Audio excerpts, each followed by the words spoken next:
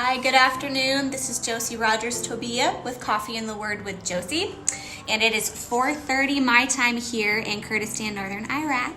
And I would like to invite you to get your cup of coffee or tea or water and the Word and study 1 Peter chapter 1 with me. We're not going to go through the whole chapter. I'm going to do a little bit of an outline. And then there's just a couple points that I want to hit that I think are pretty important in the times that we're living in right now. So before we jump into the Word, I want to go ahead and just share a couple updates on what's happening here.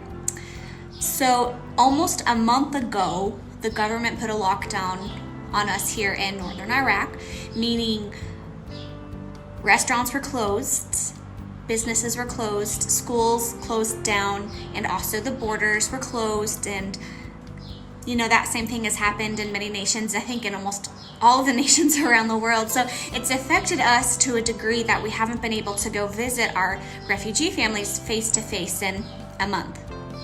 However, like most other ministries and organizations, there has been the ability to adapt. So we have been doing some really great projects. We do ministry via video like many others do.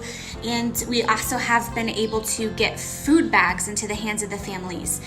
Because when you don't have money, and many of our families that we work with, the refugees, the fathers work day-to-day work, and because work hasn't been available to them, they haven't had money to buy food. So we are able to get food into their hands through different connections that we have. So yesterday we were able to buy 40 food bags, and those food bags will go into the homes of Kurdish families, Syrian families, as well as Iraqi families that are in need. So I wanted to give you that update to say thank you to my partners. Thank you so much for coming alongside of us.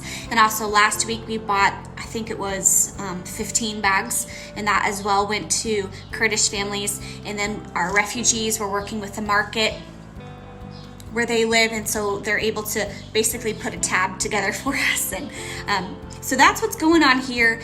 And I want to go ahead and jump into the Word here in 1 Peter chapter 1.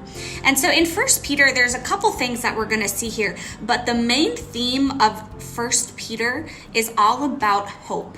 And I think so many people are in the need of hope right now because so much chaos and craziness are happening literally around the world in every nation, amongst different people groups and tribes and languages. And so as we navigate through this season together, just remember that before you there is hope. Nothing is lost.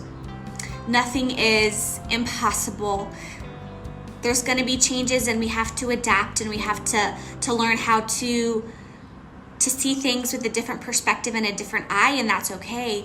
But most importantly, for us who follow Jesus, we have a hope, we have a light. And just because we are walking through something difficult, that doesn't mean we're going to stay there. And so I know many of you have lost your jobs. Many of you are on furlough. Your kids are not in school. As well, you are homebound. There's a lockdown.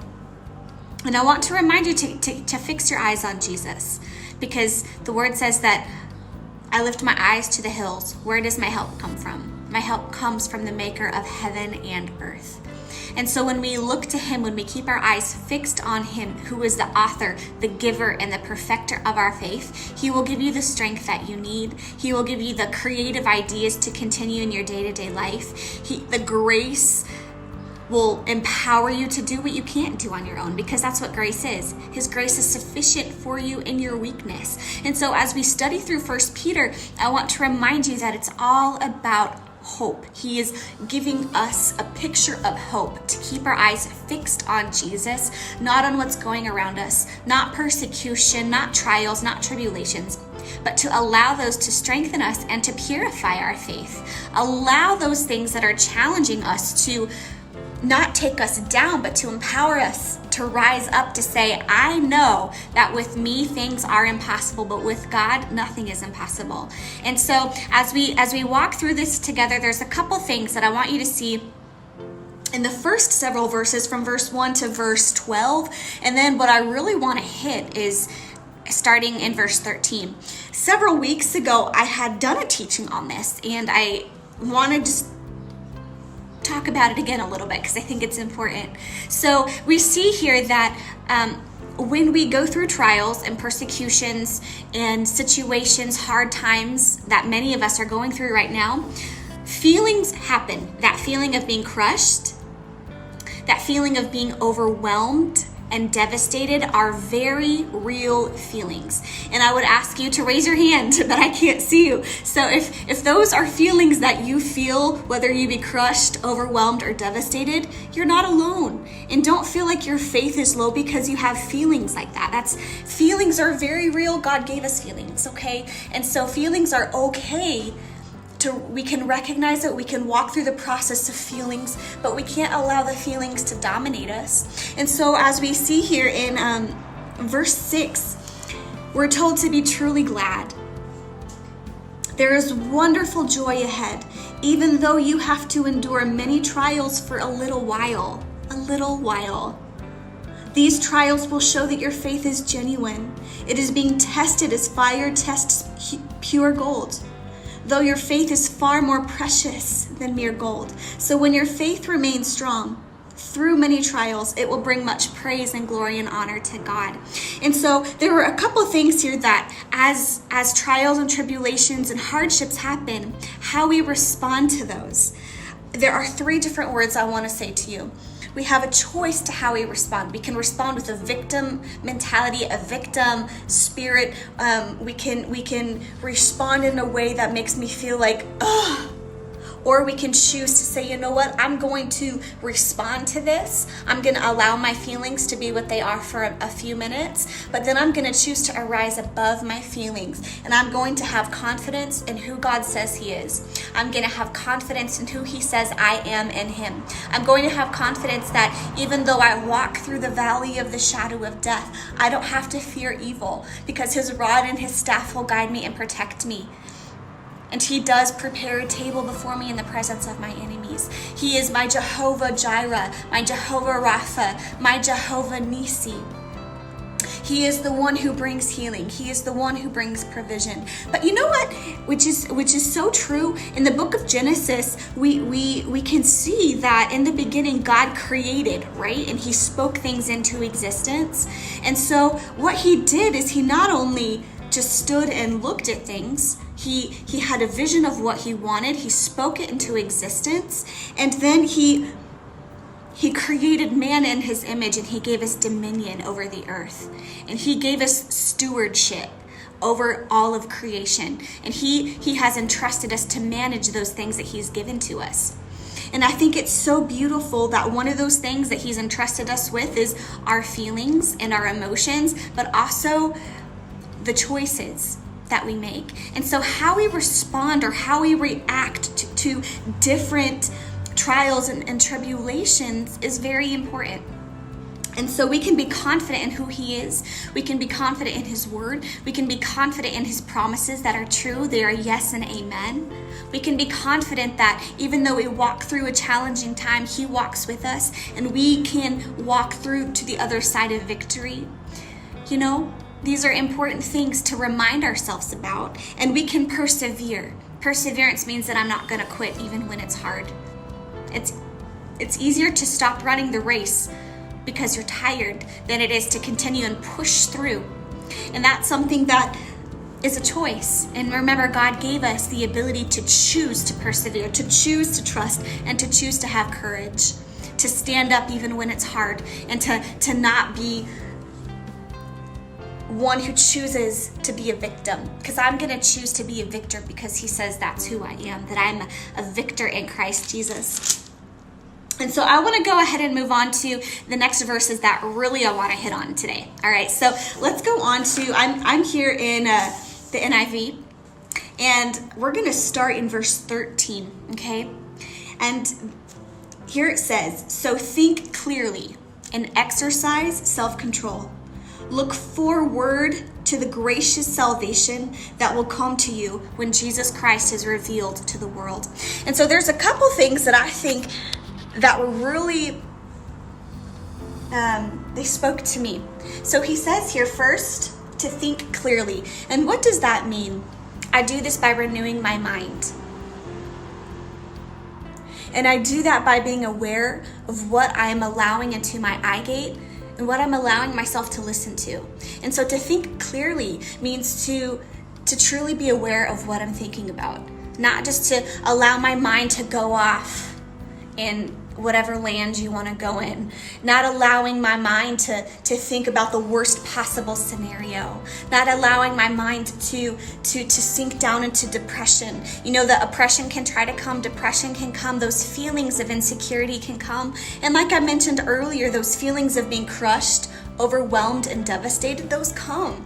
Okay, we all feel that often when we go through trials and persecutions and tribulations, but what I want to choose to do as a believer and follower of Jesus is to rise above that feeling of being crushed, rise above that feeling of being overwhelmed, rise above that feeling of devastation, because there is a hope before me. Because remember, 1 Peter is a book of hope. He's trying to keep our eyes not focused on the things that try to weigh us down, but the one who will lift us up in the storm, the one that will help us stand above the crowd, to be able to speak to the situation, to speak to the feelings, to speak to rather than to be told what has to be done in my life.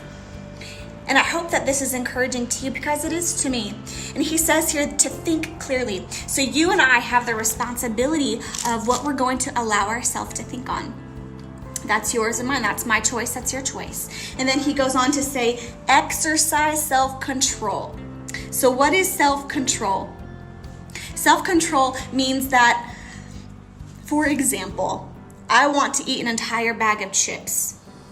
But is that good for my health?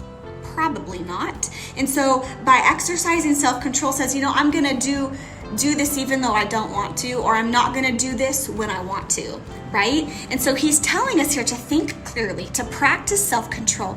And I want to remind you of a couple verses in Philippians chapter 4. It gives us a list of things that are good for us to think on. And I want us to go there in the Amplified. So just 1 second. For those of you who just are watching now, we are studying in 1 Peter chapter 1. And this book of 1 Peter he is giving us this beautiful picture of hope, okay? But I wanted to go to Philippians chapter 4 just real quickly and read you a couple beautiful scriptures. Okay, we're going to start in we're just going to read verse 8. For the rest, brethren, whatever is true, whatever is worthy, whatever is of reverence and honorable and seemingly, whatever is just, whatever is pure, whatever is lovely and lovable, whatever is kind and gracious, if there is any virtue and excellence, if there is anything worthy of praise, think and weigh and take account of these things. Fix your mind on them. So we see here that these are the things that we are allowed to think about. And so rather than again, thinking about the worst possible scenario. Okay, it came, but that doesn't mean you have to stay in that mindset. You can say, you know what? The Word of God says that these are the things that I can think on. And why allow fear to dominate your mind when we can choose to have hope, when we can choose to look to Jesus, when we can choose to look to His Word and not allow that weight, that heaviness to come upon us and to stay. And so we see here in 1 Peter, first he says to think clearly and then to have self-control. And I want to remind you also of Hebrews chapter 12. I guess we can go there. Why not? Why not go to Hebrews chapter 12?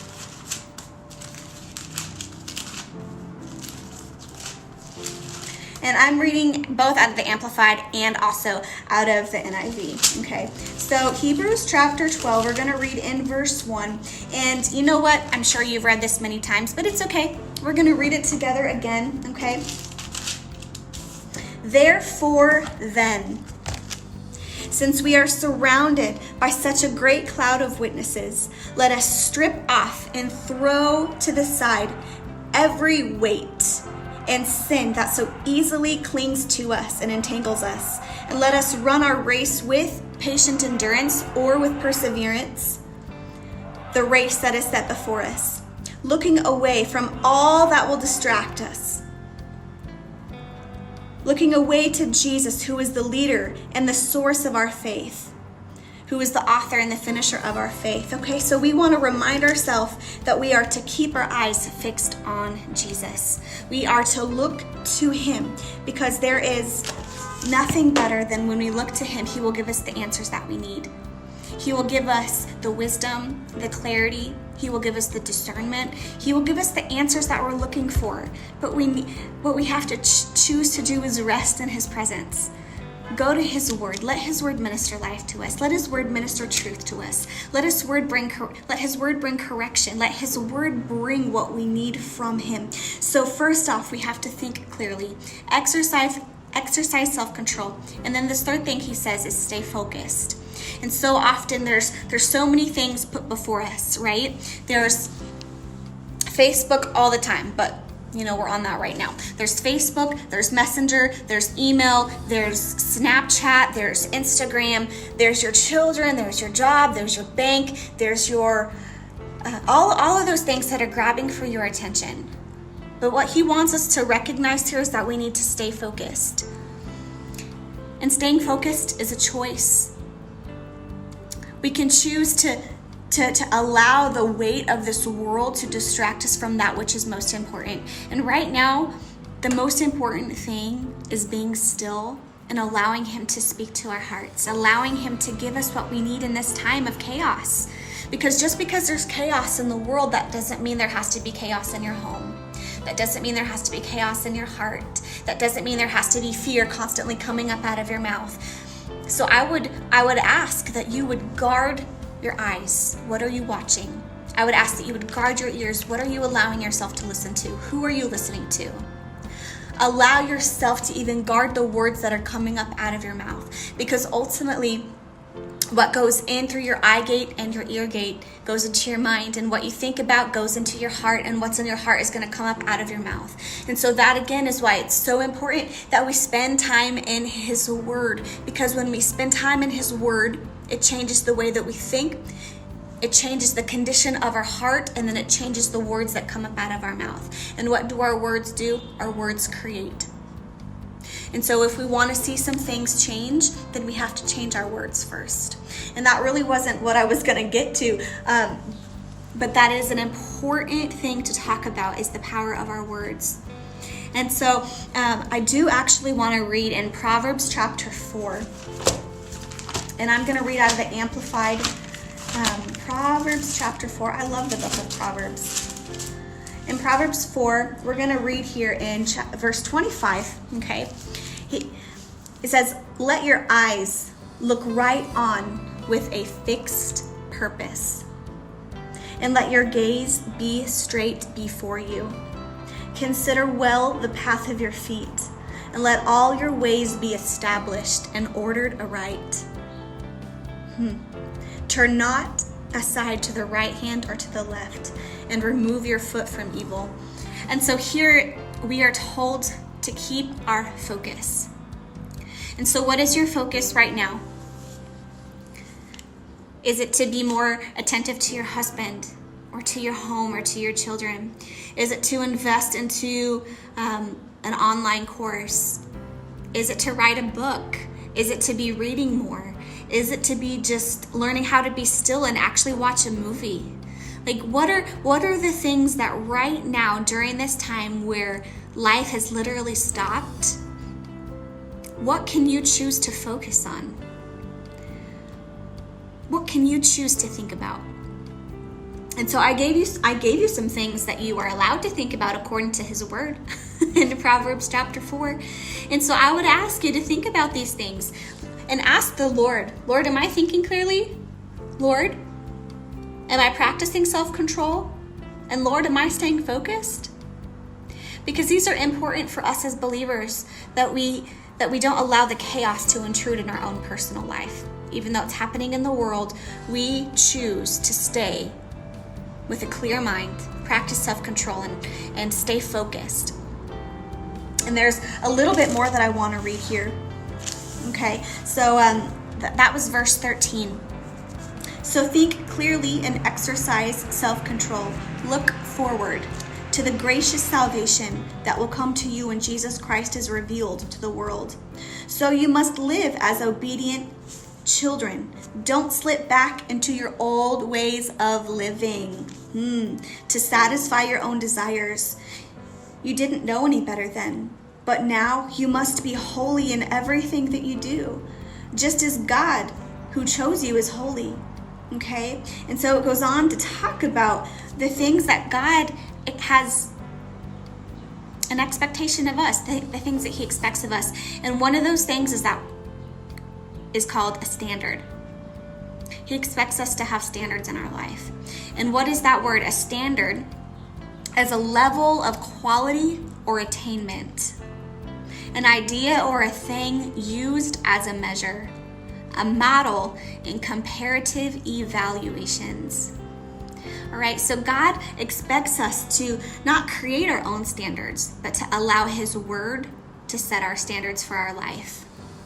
And in our marriages, in our families, in our homes, a standard in what we watch, a standard in what we listen to, a standard in what we choose to speak about with other people, a standard in so many different things. But we are called to live higher. We are called to stand up and to stand out in a crowd, not to look exactly the same. Okay? And so God has an expectation for us to imitate him in not just loving people, but also following his standards, being merciful and just, while also developing our character, which is a process. Character development doesn't happen overnight, but it's a choice to simply choose to say, God, if I'm failing in this area, help me to grow. And as we renew our minds, we become more like him in our thoughts, in our heart attitudes, in our words, and in our actions. Okay, so I hope that these are some things that you can think upon and really evaluate in your own life and say, Lord, where have I allowed your standard to not be my standard? Where have I allowed myself to fall in an area of character of my life? And so all of this comes down to your personal relationship with him. So again, something I just want you to think about is, what are you thinking about? Are you thinking clearly, or is it messy and chaotic? Are you practicing self-control, or are you just doing whatever you want, whenever you want, however you want? And are you staying focused, or is it really hard right now?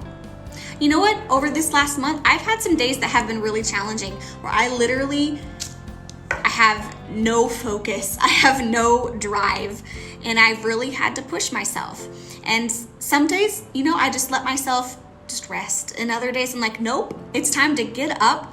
I've been working out. I spend time with the Lord. I'm eating healthy. Like, all of those things are important in our day-to-day life. Taking care of the house, cooking well, taking care of my husband and my dogs, and being available to my friends. Like, our life is just not for us. And so during this time that we have available to us, I say take advantage of it. And allow yourself to grow in areas that you were weak in. And allow God to develop some things in you and to speak to you and to give you clarity. And so just a few days ago, the Lord gave me some clarity and direction on another step of some things that I'm supposed to step into. And one of those things I opened up yesterday on Facebook, inviting young women who are single, who believe they have a calling as a missionary overseas. And I said, hey, if that is you, or if you know somebody, I'm willing to be a mentor. And so I give more detail to that in the video, but there are things that God wants to speak to you about, but we have to be still before him. Let his word work in us. Let his word create his desires in us. And so his desires become our desires, and then it is fulfilled in our life. So God bless you as you watch this, and I trust that there are some great things for you to think upon and for God to speak to you.